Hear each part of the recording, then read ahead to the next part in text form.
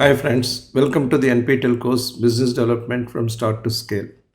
We are in week 3 with the theme of industry structure and company analysis. In this lecture, the 11th in the series, we consider the topic of industry and business. Let me give you some definitions of business and industry. Each business comprises different but similar products or services. You may be selling consumer electronics. However, you may adopt different business models to sell the consumer electronics. You may be in the oils business, crude oil as well as refined oils, but the way you conduct your business could be quite different. A business spans a full value chain from design to deliver and from pre-design visualization to post-marketing support in each case. Every business requires a product or a service for it to happen. Business is the activity of developing, producing, and selling products or services to make money. Money in this case means revenues as well as profits. Business can be carried out by a single person or a group of persons. Every business is conducted to generate wealth. We have seen in the previous case of Marico how business has created value not only for the Marico founders and the investors but also for all the stakeholders. Individual businesses can be built around single or similar products or activities with expanding scope.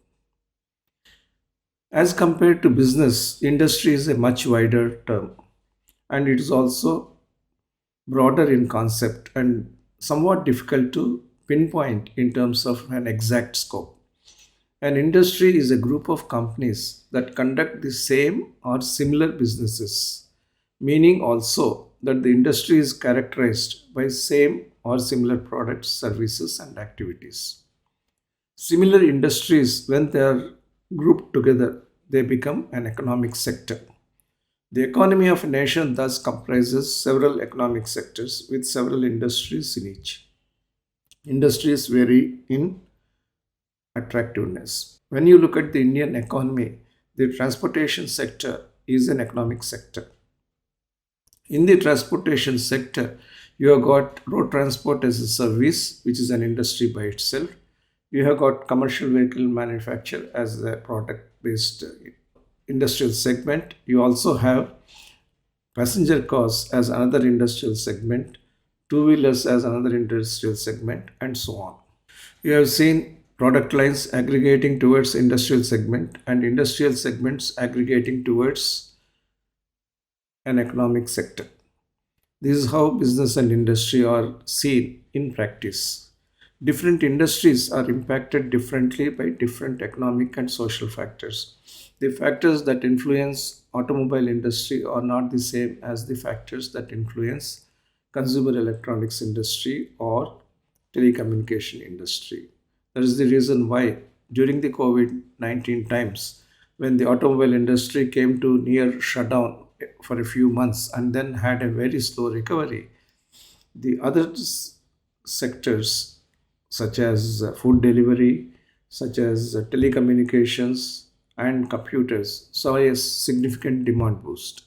So the economic and social factors vary depending on the nature of the industry. So this is the practical appreciation of business and industry. When you look at a business, you can take two types of views.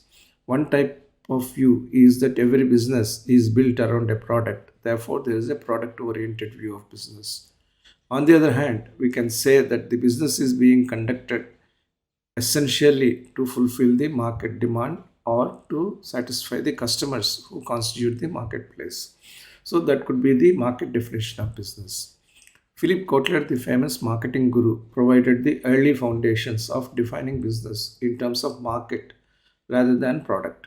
So let's compare the product definition as well as market definition of businesses here. The company which he cited was Union Pacific Railroad. So the product definition era said that the objective of the business or the nature of the business is running a railroad. But the market definition he said was to be we are a people and goods mover. Xerox The product definition is we make copy equipment. The market definition is we help improve office productivity. Hess Corporation, we sell gasoline versus the market definition, we supply energy.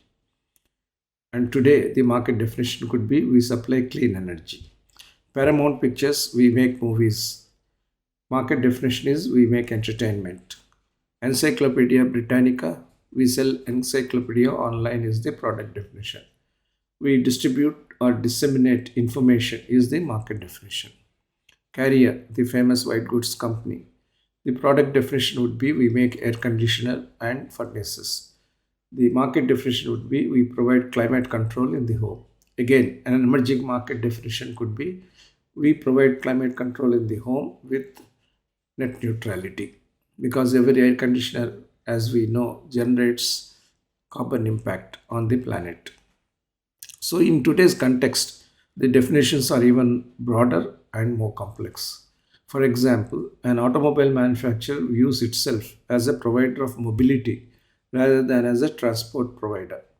The moment you think of the automobile industry as a mobility industry, then the options become innumerable, and also the way you can segment the markets and the way you can define the products and the way you can construct business models and businesses around the products becomes infinitely more complex. When the emerging market spaces for firms are very broadly defined, firms certainly would have more opportunities to position themselves, and that would provide flexibility in business as well as industry. It is always better to have a broad definition of industry and a specialized definition of business. There are multiple ways of doing business in industry. I'll give you some structure as well as some examples. To operate in an industry, it is not necessary that every company needs to operate and function in the same manner. But the general way business is conducted with reference to a conversion industry is as follows. Raw materials manufacture. If it is steel, it even goes back to the iron ore and the basic materials and which are extracted. Raw materials manufacture leads to materials trading. That leads to development of products. It could also lead to manufacturing of products. Then marketing of products takes place. Distribution of the products is the next step. Then the products are retailed and the products are sold to the customers at the point of sale, and there would be servicing of products. If you see this value chain, each of these blocks by itself could constitute a business. That is, extraction of raw materials and refining of raw materials could by itself be a business. It could also be an industry itself. Mining of coal, for example, is an industry and a business by itself. Vedanta is a business by itself, being in the metals and mining sector. Similarly, trading of materials is a business. State Trading Corporation deals in the trading of products. MMTC, Minerals and Metals Trading Corporation, deals in the trading of materials. Developing products, that is doing only R&D, is a business by itself. You need not be part of a value chain starting from raw materials manufacture to manufacturing products. Just R&D of product itself could be a business. Similarly, manufacturing products could be a business because somebody could manufacture products for others as a business line. Marketing of products generally is tied to manufacturing of products, but there could be contract marketing organizations which do marketing for other companies. As we have seen in the previous case study, distribution and retailing constitute two other post-manufacturing, post-marketing business lines. So there are distributors whose business is to take in products from different manufacturers and sell them to retailers. And similarly, retailers are all-in-one shops for displaying and selling a whole range of products. The fact of selling products, however, is related to a specialized domain and a specialized sales force. Servicing of products could be by yourself as the manufacturer or by specialist selling companies or by separate servicing companies. So each way of doing a business represents a specialization in itself. So many specialized blocks of business become one unified value chain of business, and that constitutes the industry. To develop each such business, entities pursued multiple paths. Specialization does not mean exclusivity. Your being in raw materials manufacture doesn't exclude you from selling other products as franchisee.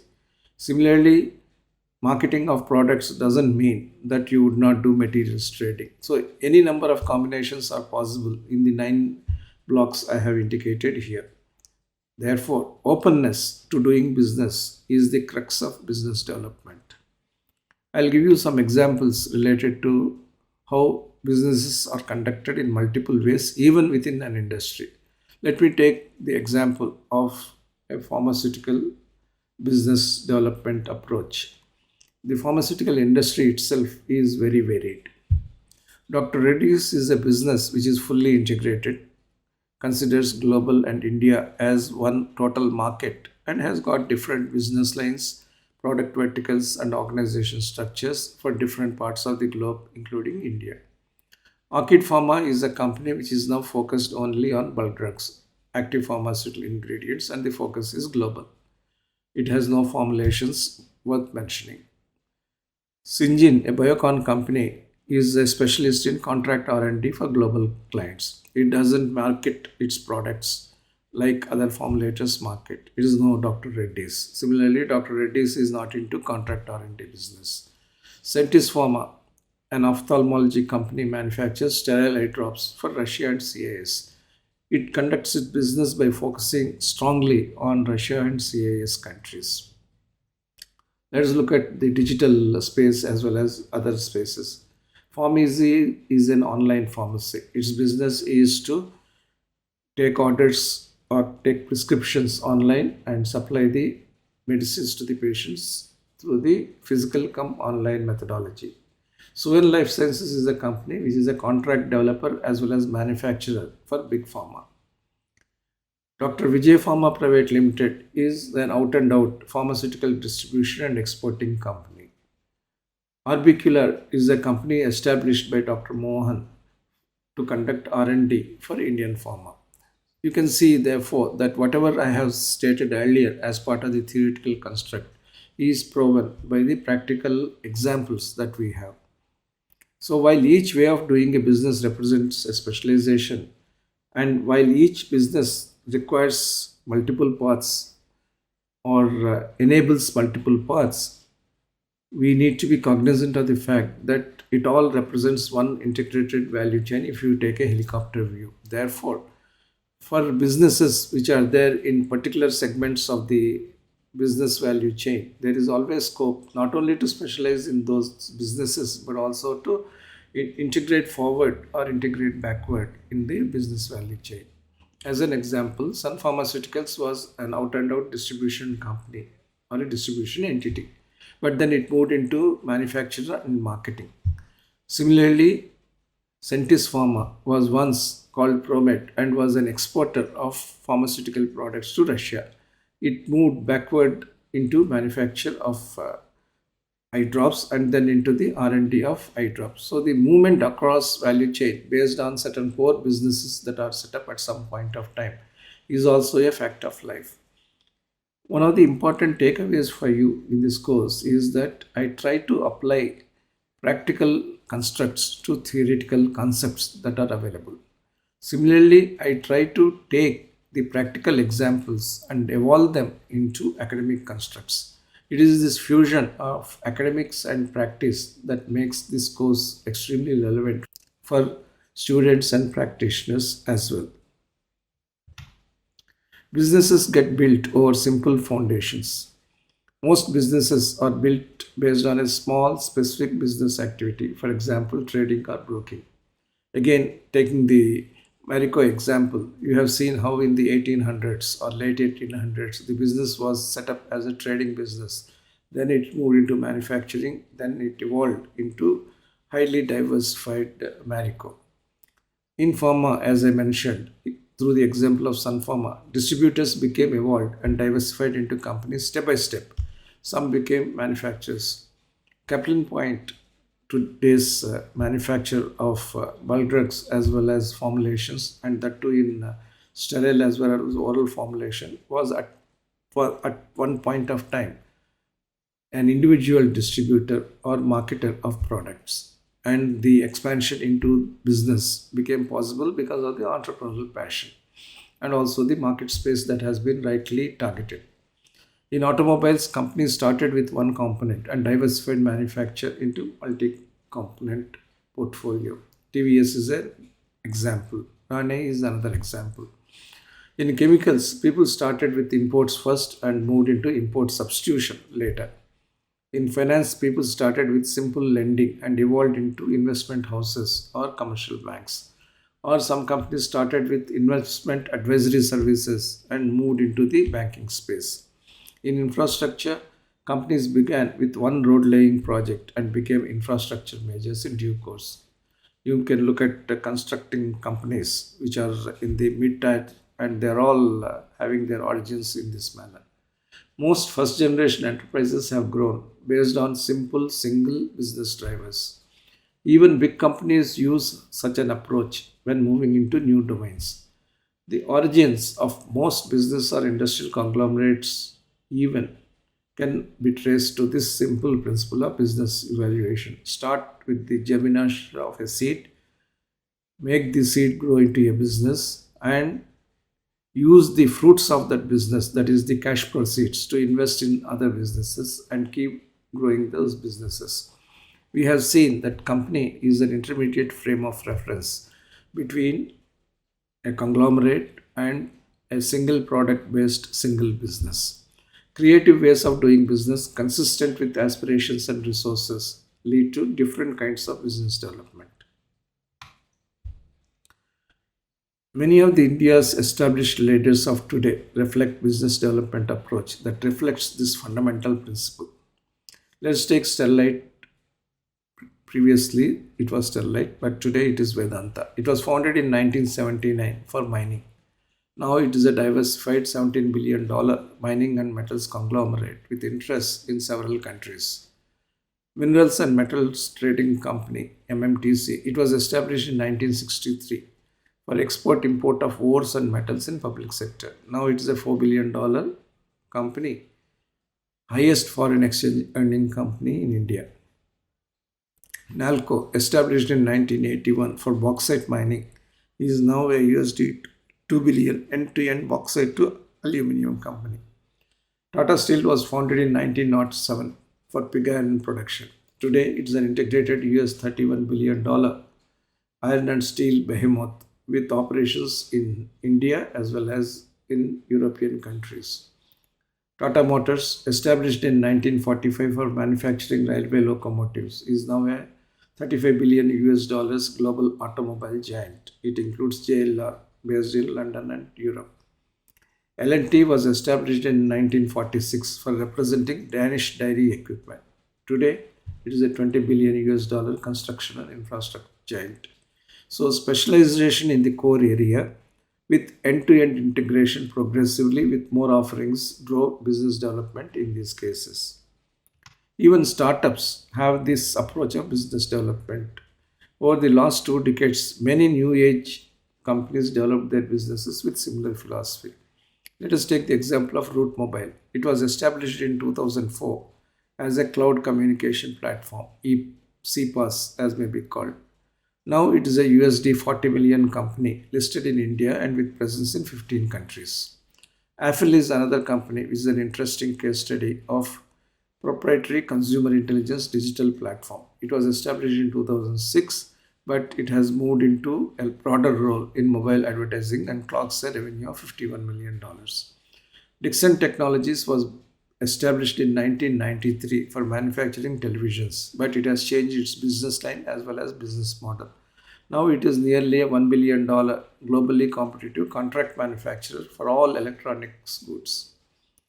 Ours Financials was founded in 2012 for providing home loans in semi-urban and rural areas. Now it is a 165 USD million home loan company with multilateral funding specializing in green homes.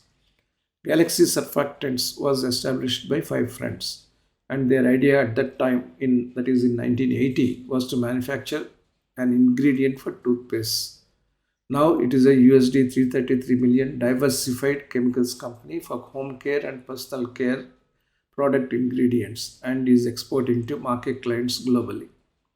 Zerodha was established in 2010 as a bootstrapped startup attempting to change the stockbroking landscape in India. Now it is a $544 million leading stock trading platform. It is an online brokerage that brought millions of the new generation millennials into stock trading, more particularly during the COVID times. A business USP in each case has helped companies such as the above find their unique niches and develop their businesses successfully. So, the diversification pathways are many. The story of Galaxy Surfactants illustrates how a humble beginning, well executed, can lead to business growth. It started with one customer and one product, that is the toothpaste ingredient. Then it moved into multiple products and also began courting multiple customers. Whether the move is through one product, multiple customers, or multiple products, one customer, successful business development can progress to multiple products and multiple customers. This needs to be a structured exercise rather than a random exercise. Structured exercise because as you move into strategic adjacencies, whether of manufacturing or marketing, you get better synergies. On the other hand, if you start from, let's say, a chemical and then move on to aluminum, then move on to apparel, then that kind of diversification is unlikely to lead to any synergy. In fact, it would be negative synergy and severe testing of the managerial bandwidth. So, diversification pathways move from one product, one customer to multiple products and multiple customers, but the logic should be one of strategic adjacency to provide the required strategic synergies.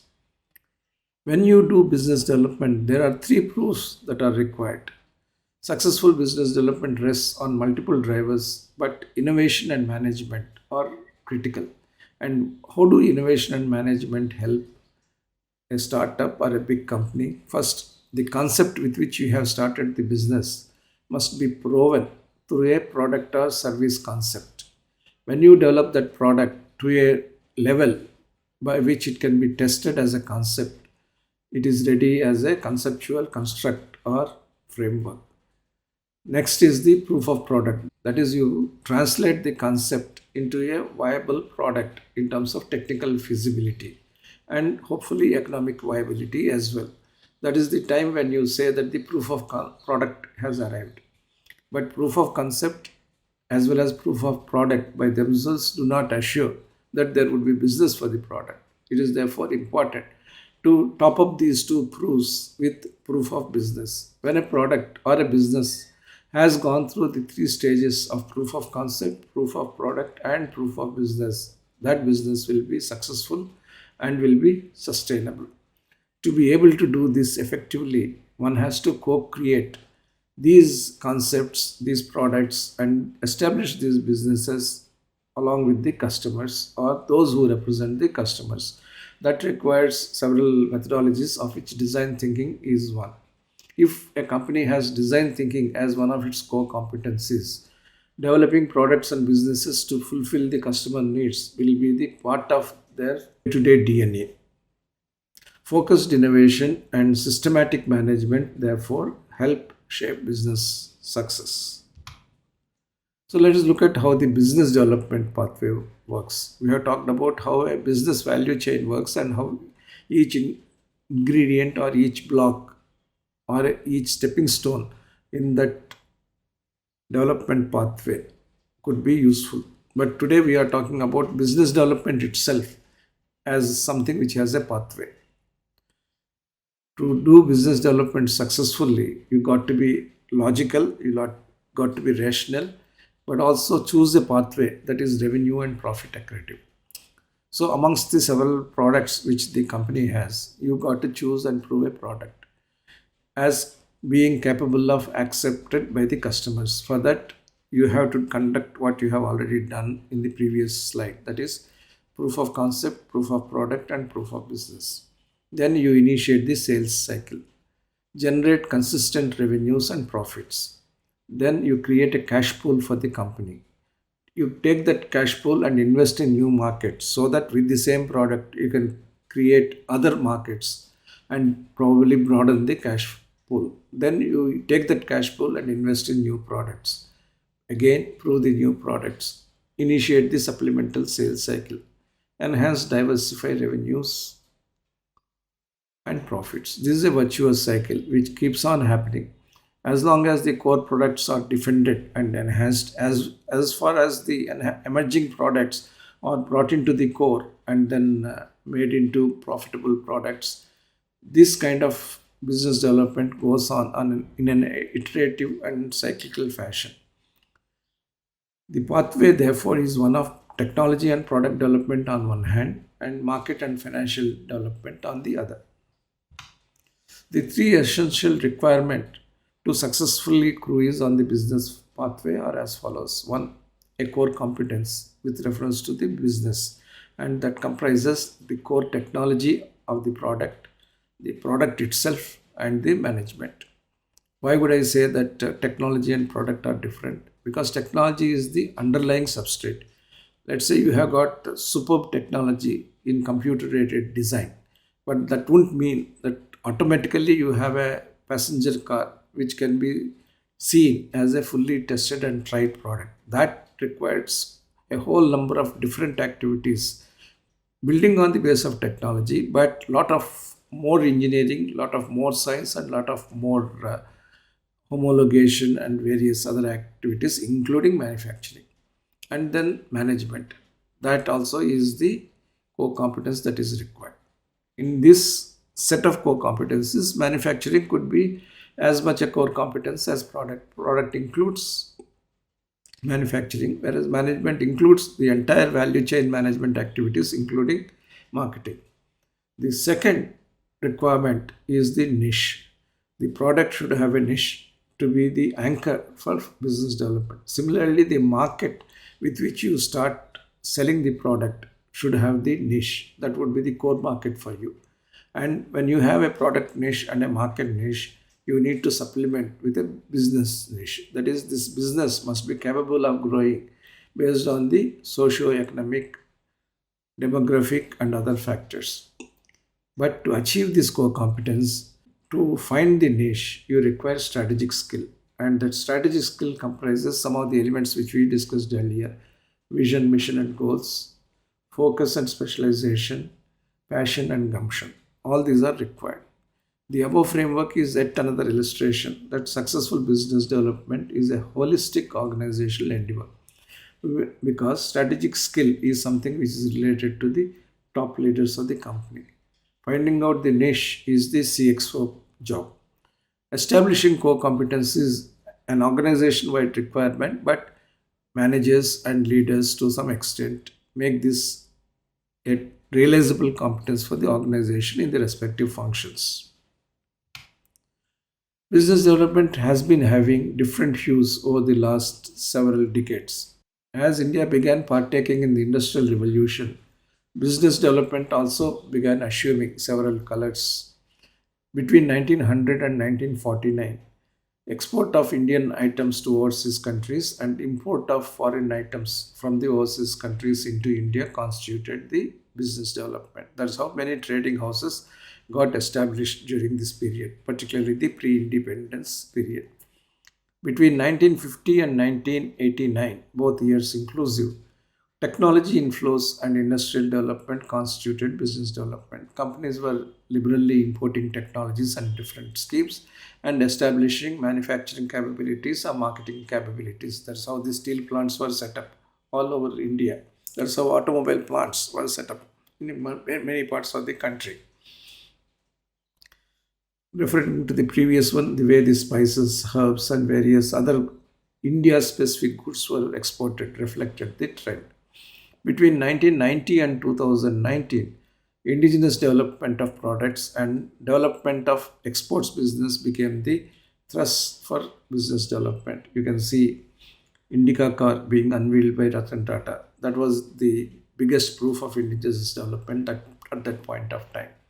and as a result, the export intensity of products also has been going up.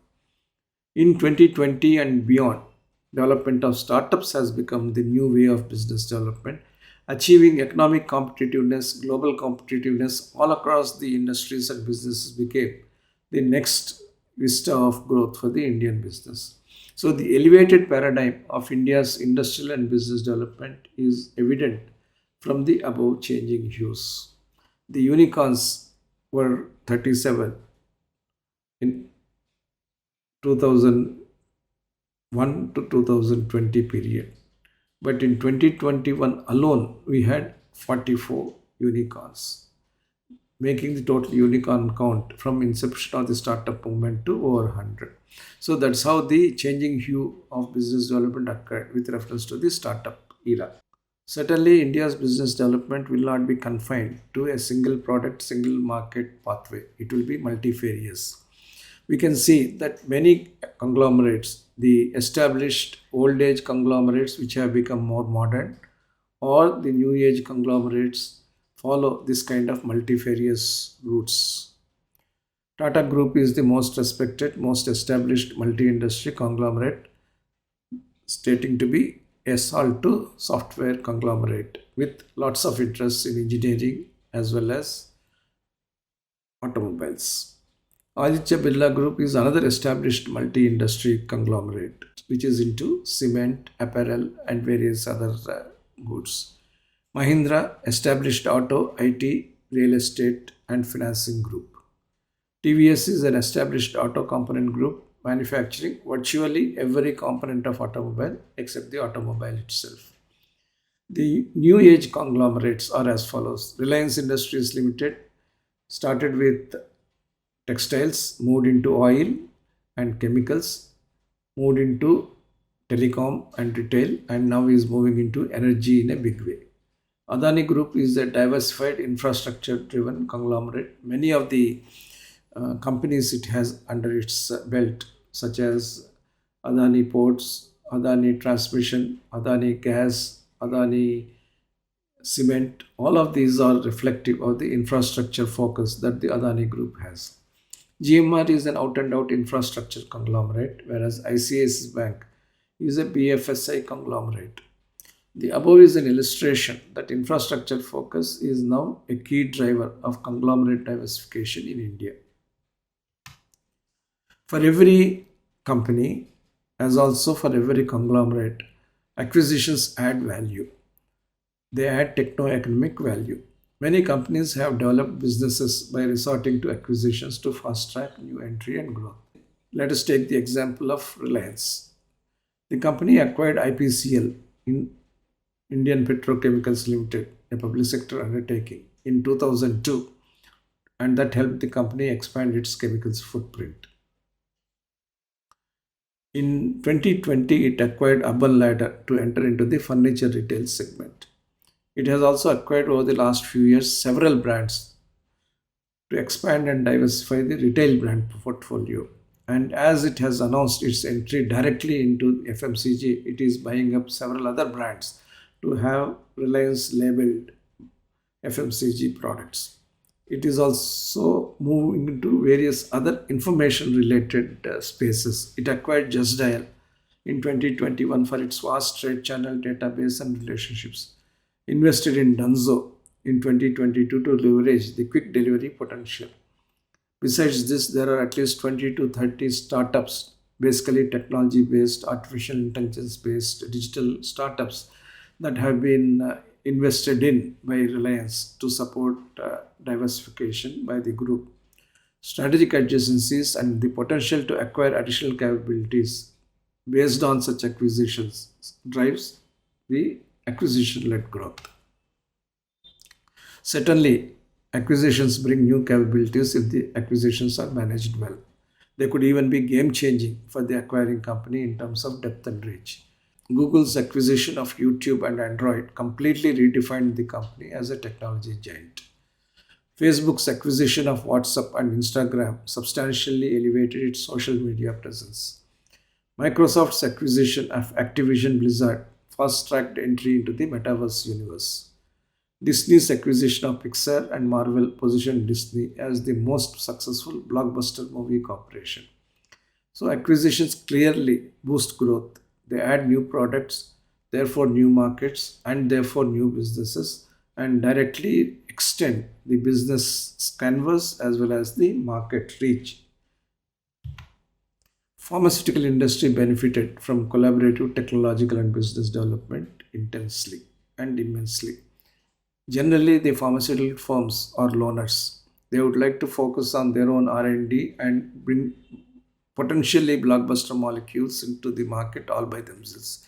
But COVID changed all that.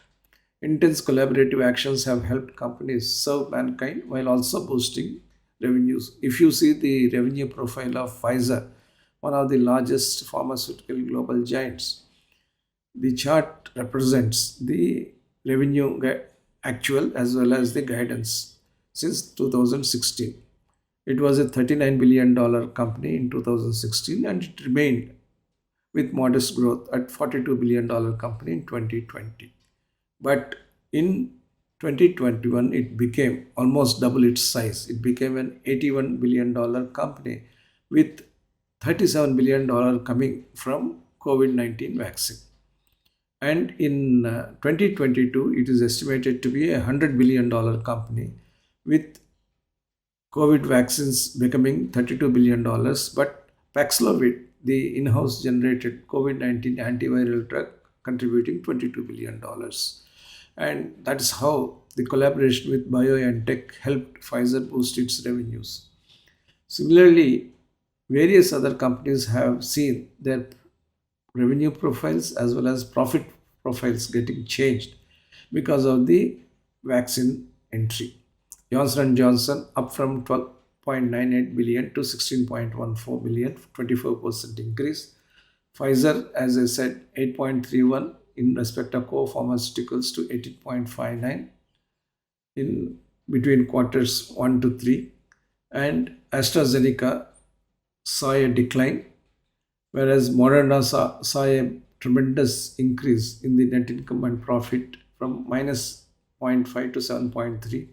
And BioNTech again saw a maximum increase from minus 0.40 into 8.16.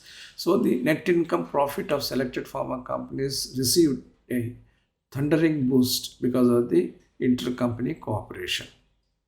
Most vaccines have been a result of past, present, and futuristic collaborations in technology and business. The collaboration between Pfizer and BioNTech didn't happen overnight after COVID came. They had collaborative roots even 10 years earlier, with the collaboration being aimed at development of anti-cancer products using BioNTech's unique mRNA technology. But that technology and that relationship became useful for Pfizer to collaborate with BioNTech and vice versa to bring out the vaccine. And the collaborative roots were so strong that they didn't wait to sign an agreement before launching on the development and manufacturing path. So, benefits of collaborative technological and business development in holistic business development are very obvious. While looking at business development, we also have to look at the ownership of businesses and companies. Businesses can be run independent of ownership of the business value chain. Businesses can therefore be either asset light or asset heavy with varying degrees of ownership. R&D, manufacturing, and marketing are the basic core line functions. But there are several supportive functions which make this value chain function, from information technology to procurement to secretarial services. And this value chain is applicable for every type of company: raw material and basic industries, intermediate industries, and final product industries. Let us take some examples here again of companies which are not physical but are rendering value chain services as per the above. Slayback Pharma is a company that is established in the United States. What it does is to take the R&D efforts of Indian pharmaceutical companies or independent pharmaceutical laboratories and submit those dossiers or acquire the ANDAs that are already available and create a portfolio of approved drug dossiers or ANDAs, and these are licensed to other companies to manufacture the products or market the products. So it's a virtual company but doing physical business. Sagent has been an injectables company in the generic space, and it grew its portfolio by sourcing very significantly products as well as finally manufactured products from Italy, other European countries, and China. Vertex is a drug discovery company, but it doesn't own drug discovery labs that are required for the kind of objectives it has in mind. It has its core R&D personnel, it has got its core leadership. However, much of the discovery work and development work is conducted virtually. So the businesses can be independent of the ownership of companies. There are also acquisitions that clearly explain market expansion and diversification. When Tata Motors took over JLR, it became a globalized company. When Formizi acquired Thyrocare, this startup became a diagnostic value chain with basic capabilities being intact. When Sony Entertainment Tech has taken over Z television, it has reached nooks and corners of the country because of the vast network of Z. Similarly, Z has the access to the vast content library of Sony. Organic growth, which takes years to deliver in terms of results, gets delivered quickly with well thought out acquisitions. So the acquisitions have got a great role in diversification and business expansion. Michael Porter proposed a working definition of the industry. Why are we discussing this? In the beginning of this lecture, I said that while a business can be easily defined or relatively more easily conceptualized and practically implemented, defining the industry has its challenges. So, Michael Porter, the eminent author who has proposed the competitive strategy and various other frameworks, proposed a working definition of the industry. He said the industry is a group of firms producing products, including services, of course, that are close substitutes of each other. So, for him, the substitutability is the subject to interpretation in practice. So, if you have a fountain pen and it can be substituted by a gel pen or a multi flexibility pen, then it is a similar industry. If you have a company which manufactures jeans and markets it, but also has got other kinds of ready-made apparel, all of that belongs to one industry. Every industry requires investments characteristic to the industry. The industry needs profits net of all expenses to sustain and grow. The rate of return in an industry is determined by the level of competition. And if the rate of return is below a benchmark rate, investments may dry up. So, industry is the overall cluster of companies, overall cluster of activities, that is, products and services, that determine certain important characteristics. One, the level of investments required to operate in the industry, the structural facts of that industry in terms of the number of competitors, the scale of competition, and the profitability of the industry. Then, the profitability that can be generated out of the industry to be able to reinvest or expand or diversify, and the comparison of the industry's rate of return with the other opportunity rates of return that are available. So, the investment into the industry and returns from the industry constitute the two balances for judging business decisions. Investments are typically required in industry for equipment, facility, people, materials, etc. The investments can be classified into capital expenditure as well as operating expenditure.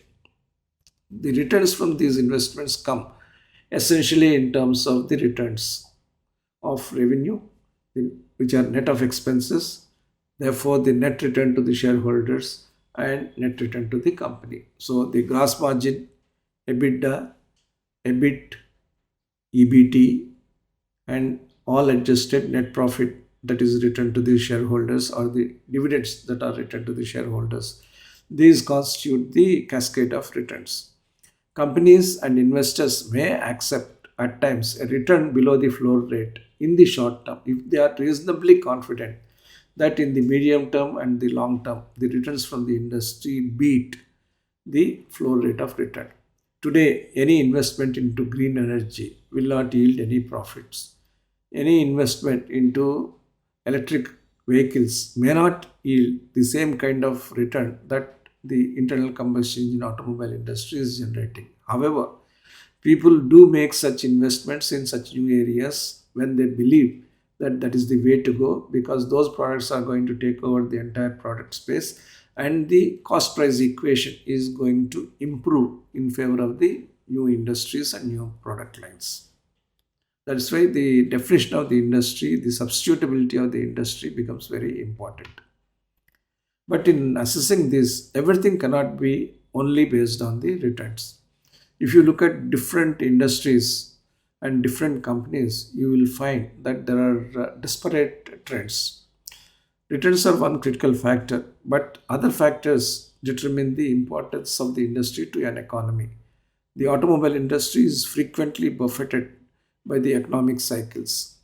It slips on returns from time to time. However, it continues to have strong investor interest because no economy, no society can afford lack of mobility. Mobility is the core driver of development. Goods may be produced, services may be offered, but they need to be transported. So transportation is the core of modern social development. So automobile industry will remain essential in spite of the fluctuation in returns. However, even within the overall industry, when you classify companies according to the segment and the sector they operate in, you will find that their returns vary. So, in the commercial vehicle segment, you will find that Tata Motors is at the lowest level at 4.355 year average of return, whereas Eicher Motors, which operates in two-wheeler and commercial vehicles, has as high as 38.43 5-year average return. Auto parts vendor Motherson Sumi is at 16.92, whereas Bosch, which supplies technology driven fuel injection equipment, has more than twice the rate of return which Motherson Sumi gives. So it doesn't mean, therefore, that diversification by itself provides superior returns. Motherson Sumi is far more diversified compared to Bosch, but Bosch has got specialization and core power in its basic product line. Therefore, it enjoys higher level of profitability. Apollo tires, which is an essential ingredient of all types of passenger cars, should have a rate of return which is at the average level of all the automobiles. Instead, it is probably nearer the commercial vehicle rate. Tata Motors has been essentially a commercial vehicle manufacturer, but its commercial vehicle margin is no better than its overall average. But Ashok Leyland has a superior rate of return within the commercial vehicle space. Again, within the tires industry, Apollo Tires has got 7.65 rate of return, whereas Balkrishna Tires has got double the rate. MRF has got slightly lower level. Maruti Suzuki is a passenger car leader. It has got 23.1% 5-year average rate of return, whereas TVS Motor in the two-wheeler industry has superior average rate of return of 29.72%, followed by the previous and existing market leader Bajaj Auto at 18.98%. We may write off internal combustion engines, but Cummins India, which specializes in only engines, has 29% 5-year average, and it is not threatened because it is switching over to superior fuel efficiency and electric and other clean energy engine options. So, players in an industry display different economic characteristics based on the way they position their products, the way they position their businesses, the way they develop their business models, and finally, the way they manage their operations. So, the earlier three-part point I gave, that is the strategic skill, the niche positioning, and the core competencies together act as the determinants of the overall capability of a firm, not only to give returns to the investors, but also to put the company on the path of expansion or diversification.